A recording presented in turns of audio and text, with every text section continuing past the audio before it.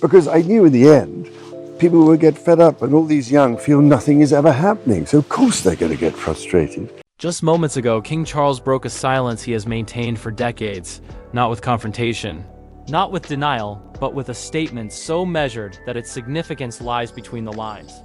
The reason: previously unseen files connected to Princess Diana have resurfaced, prompting renewed scrutiny of one of the most emotionally charged chapters in royal history.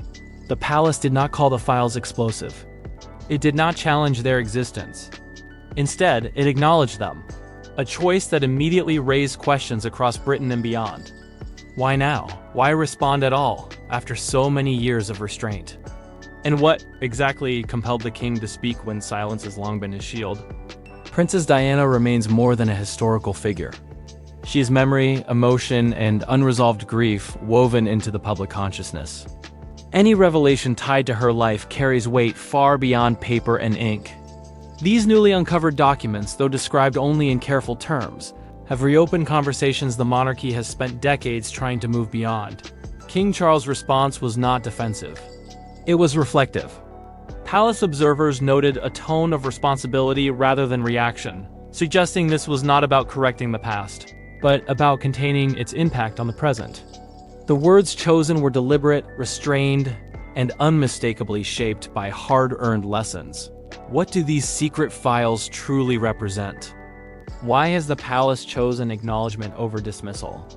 And how does King Charles' decision to break his silence reshape the narrative surrounding Diana and the crown itself?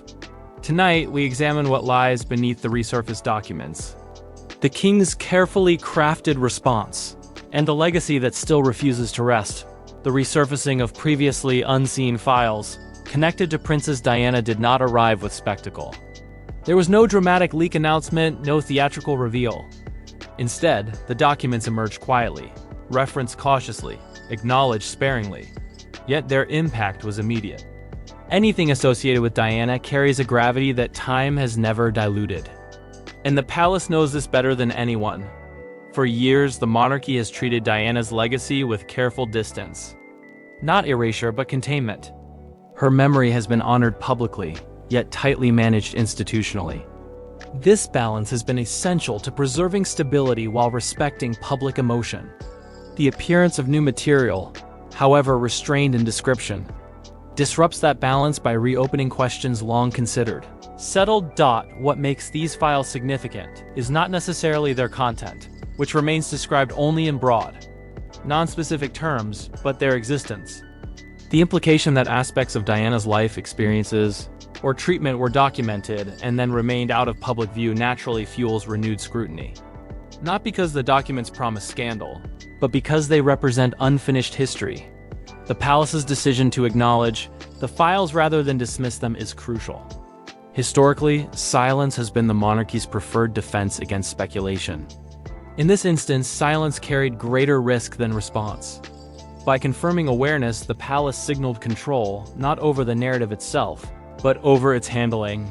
King Charles' statement was brief, restrained, and deliberately unspecific. He did not challenge the legitimacy of the files. He did not validate interpretations of them. Instead, he framed their resurfacing within a broader context of reflection and responsibility.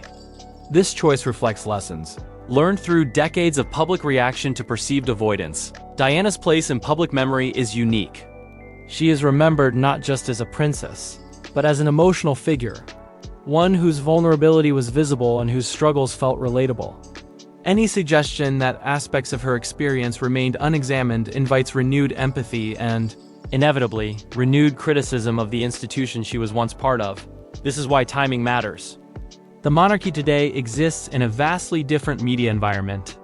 Transparency is expected, but full disclosure is rarely possible. The challenge lies in acknowledging history without reopening wounds irresponsibly. King Charles' response suggests a careful attempt to walk that line. Observers noted that the king did not frame the files as revelations, nor did he attempt to reinterpret Diana's story. Instead, his words emphasize respect for her memory, for her sons, and for the complexity of that period. This emphasis matters. It signals an understanding that Diana's legacy cannot be managed through correction, only through care. The files themselves, as described, are not being presented as a single definitive account. They appear to be part of a broader archival record, one shaped by context, perspective, and the norms of the time. The palace's acknowledgement subtly reinforces this point, discouraging simplistic conclusions. Still, the emotional response has been swift. Public conversation has shifted from curiosity to contemplation.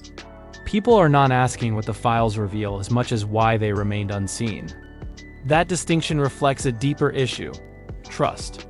Trust in how institutions record, preserve, and eventually release history. King Charles' decision to break his silence addresses that concern indirectly. By acknowledging the files, he reduces the sense of concealment. He reframes the moment not as exposure, but as remembrance. This approach does not eliminate questions, but it grounds them. It is also important to recognize what the king did not do. He did not personalize blame. He did not revisit conflict. He did not attempt to reshape Diana's image. These omissions are intentional. They reflect a recognition that revisiting personal narratives risks reopening emotional divisions that time has only partially healed. For the monarchy, this moment carries institutional risk. Any renewed focus on Diana inevitably revives scrutiny of the era that defined her public life. Yet avoiding that focus entirely would suggest fear rather than maturity. The palace appears to have chosen acknowledgement as the lesser risk. This choice aligns with the monarchy's recent pattern of measured openness. It suggests an institution slowly recalibrating how it engages with its own past. Not through revision, but through recognition that history, once recorded, cannot be indefinitely contained. The resurfacing of these files also intersects with generational change. Diana's sons now occupy central roles within the monarchy. Their relationship with her memory is personal, not symbolic. Any institutional response must therefore consider not just public perception, but family integrity. King Charles' words reflect this sensitivity. They acknowledge history without claiming ownership of it. They respect Diana's place in memory without redefining it. This restraint may frustrate those seeking definitive answers, but it preserves dignity. As this story unfolds, the focus remains less on what the files contain and more on what their acknowledgement represents. It represents a monarchy learning that silence is not always protection. Sometimes acknowledgement itself becomes the stabilizing force.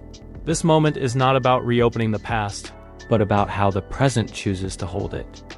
And in choosing to speak, carefully, deliberately, and without spectacle, King Charles has signaled that the crown understands the weight of memory and the responsibility that comes with it. King Charles' decision to speak at this moment was not spontaneous. Within the palace, silence is never accidental. It is strategic. For decades, restraint surrounding Princess Diana's story has been treated as a form of respect, both for her memory and for the stability of the institution. To break that silence, even carefully, signals that the calculation has changed. The timing is critical. The monarchy today is navigating a delicate balance between historical accountability and present-day credibility. The resurfacing of previously unseen files introduces an element the palace could not ignore: the perception of concealment. In a modern context, perceived concealment can be more damaging than uncomfortable acknowledgement. By responding now, King Charles appears to be addressing not the past itself, but the present reaction to it. The files exist. Their rediscovery was already circulating. Silence would have allowed speculation to define their meaning. A measured response allows the palace to set boundaries around interpretation without dictating conclusions. This approach reflects a lesson learned through years of public reaction. Attempts to control Diana's narrative through distance often intensified curiosity rather than diminished it. Acknowledgement, when carefully framed, can reduce escalation. It signals confidence rather than fear. The king's words did not seek to reframe Diana's experiences. Instead, they emphasized reflection and sensitivity. This choice suggests an understanding that Diana's story belongs as much to the public as it does to history. Any attempt to reinterpret it would risk appearing defensive. By contrast, recognition without commentary respects complexity. Within palace circles, there is also awareness of generational responsibility. Diana's sons now define the future of the monarchy. Their relationship with her memory is lived, not symbolic. Any institutional response must avoid positioning the past in opposition to the present. King Charles' statement appears shaped by this. Awareness, careful not to reopen personal wounds. Under the guise of clarification, the resurfaced files also raise questions about archival practice rather than intent. Royal records are vast, layered, and governed by conventions that often delay public access. By acknowledging the files without detailing them, the palace subtly reframes the issue from secrecy to process. This does not eliminate doubt, but it contextualizes it. Another factor influencing the decision to speak is the monarchy's evolving relationship with transparency. Modern audiences expect acknowledgement even when full disclosure is impossible. The palace's response reflects this shift.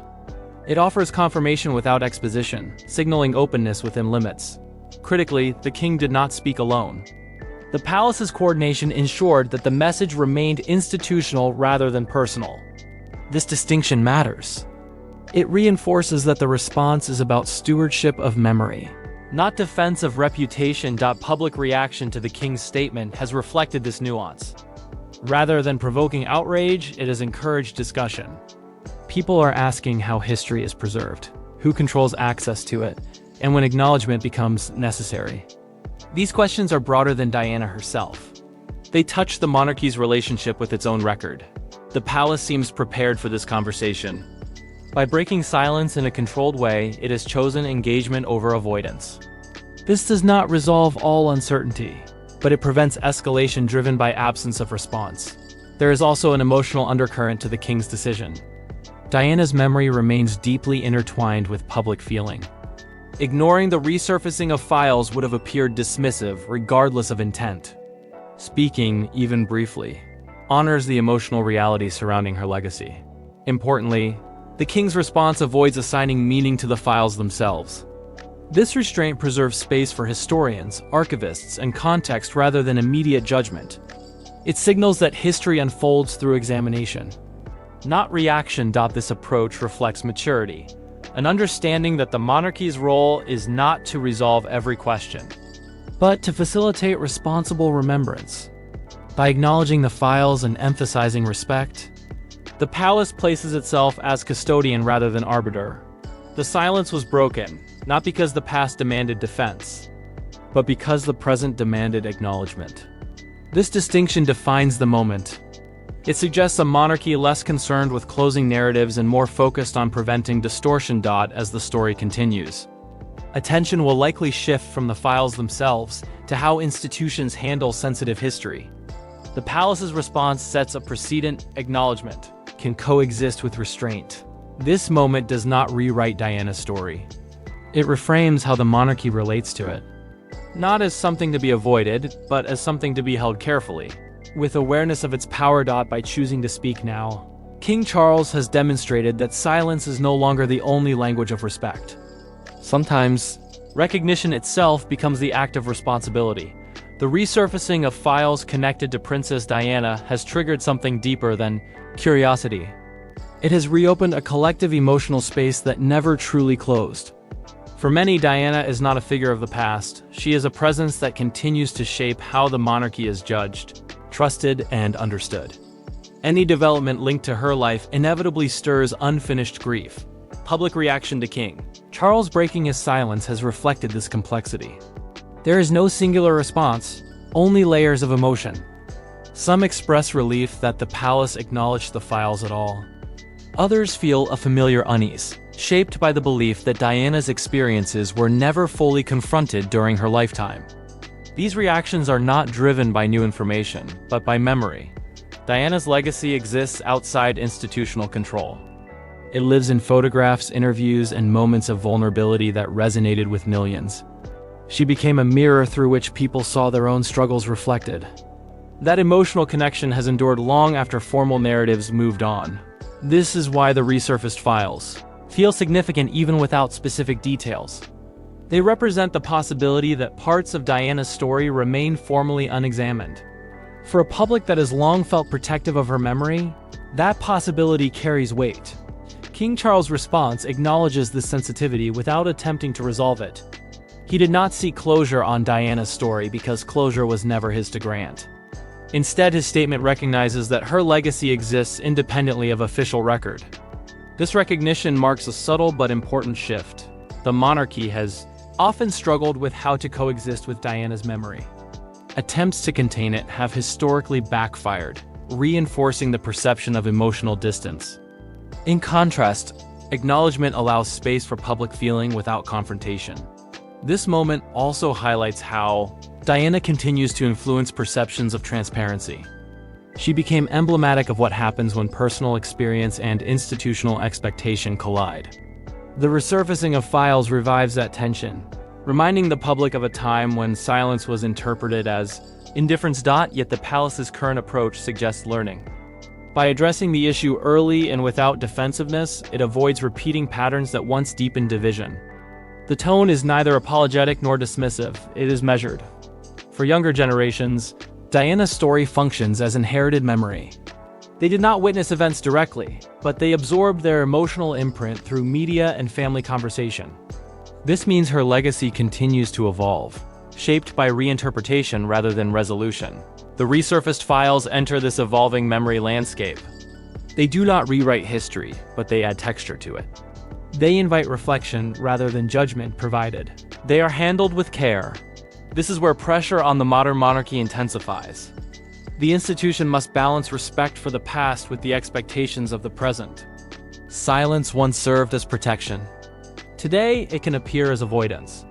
King Charles' decision to speak reflects awareness of this shift. Public trust hinges on perception of sincerity.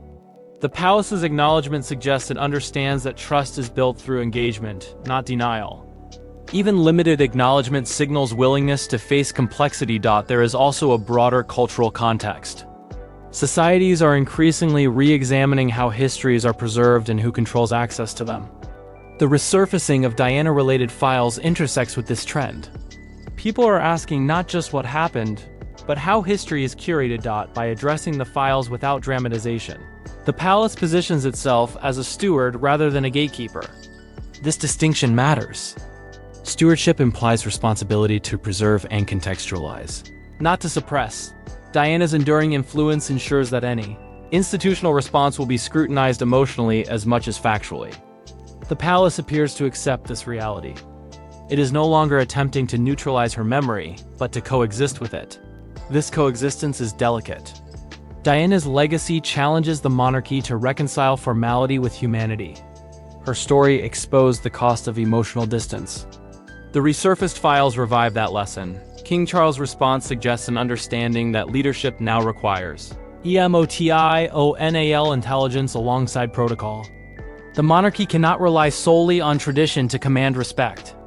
It must demonstrate awareness of lived experience. As public discussion continues, the focus may shift from speculation about the files to reflection on Diana's place in national memory. This shift would mark a success for the palace's approach. It would mean the moment became about remembrance rather than accusation. Diana's shadow remains long, but it is not necessarily adversarial. It serves as a reminder of the human dimension behind royal symbolism. The monarchy's challenge is to honor that dimension without destabilizing itself. This moment suggests an attempt to do just that. By breaking silence without confrontation, King Charles has allowed space for reflection rather than reaction. He has acknowledged that Diana's story cannot be confined to archives or statements. The public's unfinished grief may never fully resolve, but acknowledgement, even restrained, affirms that it is seen. And in seeing it, the monarchy takes a step toward reconciliation with its own past. Diana's legacy continues to shape the crown not as a threat, but as a measure of how compassion and institution must coexist. The resurfaced files have reminded the palace of this truth, and its response suggests it is listening. As the attention surrounding the resurfaced files begins to settle, what remains is not a revelation, but a reckoning. Not with scandal, but with memory. The monarchy now finds itself confronting a truth it has long understood privately. Princess Diana's story is not confined to the past, and it never will be. King Charles' decision to break his silence marks more than a response to documents. It represents a recognition that time does not dilute emotional history, it deepens it. Decades have passed, institutions have evolved, and leadership has changed. Yet Diana's presence continues to shape public expectation. The files merely reminded the world of something it already felt. This moment is therefore not about uncovering secrets. It is about how an institution chooses to hold what it already knows. The palace's approach suggests a shift away from control and toward stewardship. Stewardship of memory, of sensitivity, and of the long arc of trust. The monarchy has always been a custodian of history, but custodianship carries responsibility. It requires discernment about what is preserved, what is contextualized, and how acknowledgement is offered. By addressing the existence of the files without dramatization, the palace has signaled an understanding that restraint can coexist with openness. This balance is not easily achieved. Too much distance appears cold. Too much disclosure risks distortion. The king's carefully measured words occupy the narrow space between the two. They do not seek to resolve unanswered questions, but they recognize that unanswered questions themselves deserve respect. Diana's legacy continues to challenge the monarchy precisely because it humanized it.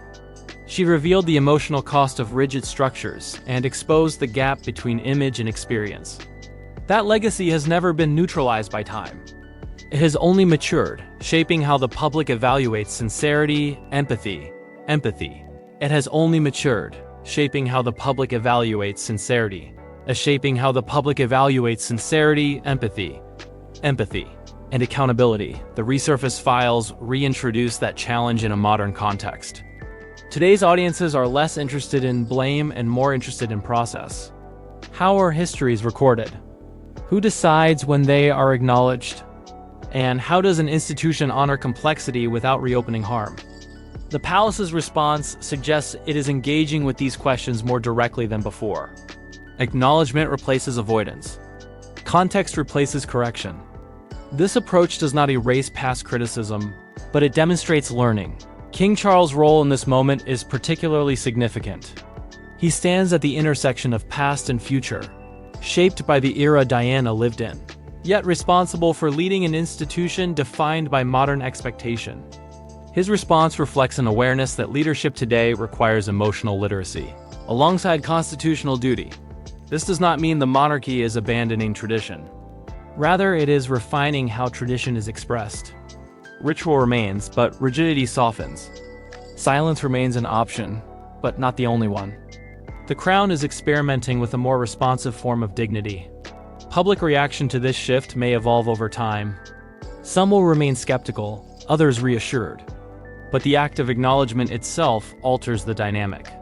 It signals that the monarchy understands it cannot outweigh memory. It must engage with it thoughtfully. There's also a generational dimension to consider. Diana's sons now shape the monarchy's future. Their relationship with her legacy is lived and personal. Any institutional handling of Diana's memory must account for that reality. The palace's careful tone suggests it is mindful of this continuity.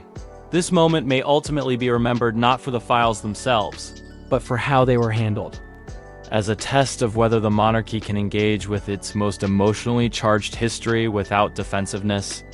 As an indication of whether it has learned that, credibility grows from humility. The resurfacing of the files has reminded the world that history is never static. Documents emerge, perspectives shift, and meaning evolves. Institutions that endure are those that allow history to breathe, rather than attempting to seal it. The palace's approach suggests it is choosing to let memory exist without confrontation. This is not weakness. It is an acknowledgement that some legacies cannot be resolved, only respected. For the public, this may offer a form of reassurance. Not that all questions will be answered, but that they are no longer being ignored. Recognition does not require explanation. Sometimes, it requires presence. Diana's story remains a measure against which the monarchy is judged, not because it defines the institution, but because it revealed its vulnerabilities. Those vulnerabilities are now being met with a different posture, one that values reflection over resistance. King Charles' decision to speak, briefly and carefully, reflects an understanding that leadership in this era is not about defending the past, but about holding it responsibly. The crown does not gain authority by closing narratives, but by allowing them to exist with dignity. As this reflection draws to a close, one truth remains clear. The monarchy is no longer attempting to outdistance Diana's legacy. It is learning to live alongside it, aware of its power, respectful of its emotion, and conscious of the lessons it carries. In choosing acknowledgement over silence, the palace has taken a step toward reconciliation with memory itself. Not reconciliation that erases pain, but reconciliation that accepts it as part of history's weight. And in doing so, the crown has quietly affirmed something essential. Endurance is not achieved by denying the past, but by understanding it and carrying it forward with care.